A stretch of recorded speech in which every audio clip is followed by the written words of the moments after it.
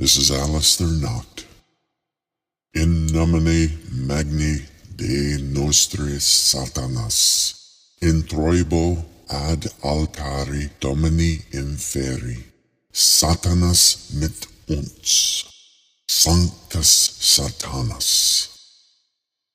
In this episode, we're going to lead up to the Banishing ritual, and we'll discuss some of the things that will be required as we are beginning the preparation for that ritual. First, we're going to add some implements to our temple. The first implement is the sacrificial knife, also known as an athame. This is a wooden-handled dagger or spear. However, it can be a metal handle or a totally metal knife. Double-edged or single-edged is okay, and we will use this knife for different functions during our rituals and rites.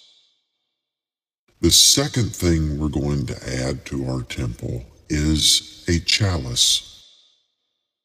A chalice is used for mixing and drinking and sharing elixir. The elixir is totally up to you as the practitioner, or it can be by consensus of the coven and the coven members. I'm including a recipe for what our coven calls Diabolus Geiss, the devil's goat. I invite you to try it and see if it's something that you would like to use during your ritual. The third thing that we're going to add is the ritual bell. The ritual bell can be a small bell. It does not have to be big. Some practitioners have the single stroke bell. Some practitioners use a wooden or metal implement to strike the bell, and others go as far as having a gong type bell, and all of those are perfectly acceptable based upon the wishes and preferences of the practitioner. The ritual bell is used for cleansing the air in the temple, and it is also used for calling the ritual to order. We will talk more about its application in future episodes as we begin to put all of the elements together in practice. First, let's talk about planning the ritual or the rite. There are a couple things that we want to make sure that we cover.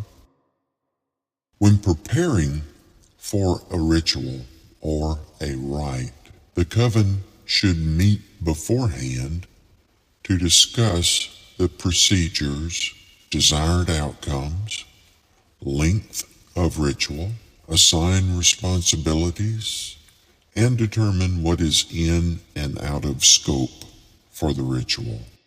For example, if the ritual will include sex, then that should be discussed, and the methodology leading up to and including the actual act. Will it be sexual penetration, or will it be more of a fellatio or cunnilingus type energy building? Will blasphemy be used during the ritual? So those are things to discuss in the planning. If you are a sole practitioner, obviously you will have no one to discuss these things with. However, planning for the sole practitioner is just as important as planning for the coven. You should take your time and think about and maybe even write out how you're going to perform the ritual or rite. You should determine early on what type of ritual you are going to perform. For example, will it be a ritual of Baphomet or a ritual of the Black Flame? Two totally different rituals, and the desired outcomes are going to be totally different in those two rituals. Also, if you're going to use sex in a coven environment and you enjoy pain or humiliation, you should determine early on what the safe word or words will be. It may be a safe phrase, but that is totally up to the coven and the individual members to decide. Another thing to think about, which will dictate the rest of the ritual or rite being performed, is what demonic forces or entities will be invoked or evoked. What demons are you going to invite to your symbolic party, so to speak? Having the right demon or demons is going to be very important to help facilitate the desired outcomes. The next thing is to ensure all materials that are needed are available. Will you need to use alchemical processes? Will you need to mix certain things for your elixir? Will you need to have certain elements on hand to be able to accomplish the ritual and achieve the objectives? Will you use esoteric or sinister chant? These are powerful methods of building energy, and they are often used in energy workings. The esoteric or sinister chant is usually used in the ritual or rite environment, while the mantra, which we spoke about in earlier episodes, is used for energy working and meditation. Both of these methods create energy through vibration, but choosing the right one is important. Not only choosing the method, but choosing what the chant or the mantra will be is important. Some practitioners use something as simple as vibrating recital, such as Satanas, Satanas, Satanas, while others have more involved phrases that are put together for a particular desired outcome. Another thing to think about is what readings will be used or recited. These differ from the sinister chant or the mantras in the fact that these may be evocations, invocations, or dedication passages which are used during the ritual. For example, the objective may be invoking a certain entity. In that case, you may do an invocation of Baphomet, or an invocation of Satan, or an invocation of Lucifer or Lilith, etc. There are several good invocations in my book of Satanic Ritual that can be easily used and easily edited to meet the soul practitioner or the coven's particular desires. As we begin the ritual, we are going to do an invocation of Cardinal Compass directions. These are 4 directions which begin facing your altar, and at each Cardinal Compass direction or station of the compass, we're going to perform certain recitals and we're going to perform certain actions as well. We will be doing these with our athame as we draw the pentagram in each of the stations. Moving counterclockwise, we will begin drawing the pentagram and we will recite what we have planned before the ritual or rite. For example, at each of the stations, we may recite, Satanas, Lord of the earth, grant my unholy desires. As we are reciting that passage, we will draw the pentagram and stab the center of the pentagram as we vibrate the name or names of the entity in which we are calling upon across the astral plane. When we do this, we are calling for those entities to come and join us in our temple. In those cardinal directions, we're going to breathe in through the nose, bringing energy from your temple surroundings into your body. We're going to breathe out while vibrating those names and reciting the phrases. We will discuss this more in future episodes. The Banishing ritual is considered to be the first of the higher satanic processes the neophyte will use.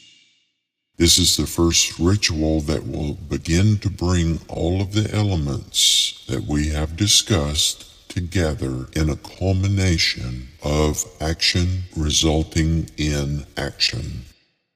The Banishing ritual is used to clear the temple of energy or undesired vibrations which can negatively impact the working. It is not, as the title infers, banishing spirits from your temple. It is not that. You are actually calling upon spirits to join you in your temple during any ritual or rite.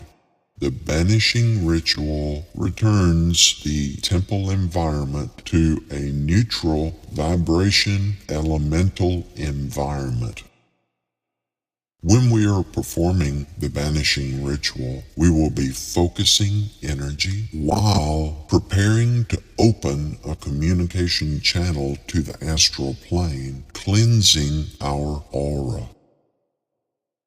There is internal cleansing, which we looked at in the previous episode, and there is also external cleaning for any ritual or rite.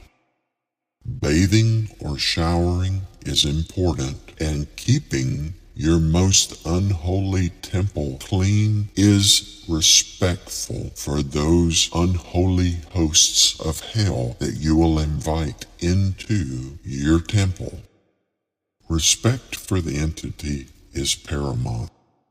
Also, cleanliness is important if you are going to practice sex magic in a coven environment. In fact, preparation for the ritual by cleansing or showering can add to the excitement and the build-up to the actual ritual. For example, showering together with your coven members and taking the time to wash each other builds a sort of arousal which helps to build the energy going into the ritual or rite. As we are calling across the astral plane, we are inviting those entities to join us. As I have said before in this series and also in my written blog, the parallax dimension is the veil that separates our three dimensions from the universe. bringing entities through the parallax dimension and projecting yourself through the parallax dimension into the astral plane is the objective of any ritual or rite. Without the interaction of your demonic forces, and that includes Satanas himself, there will be no magic. You may still build energy, however, the transference of energy and the transport of that energy is performed by those entities on your behalf. They are the ones who turn your desires into reality, and that is the focus of satanic magic. We practice magic to change the reality around us. Harnessing energy is used to facilitate that change of reality.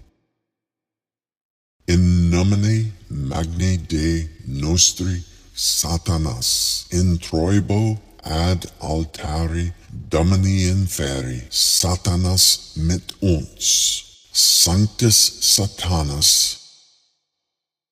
Until next time, this has been Aleister Nacht. Hail Satan.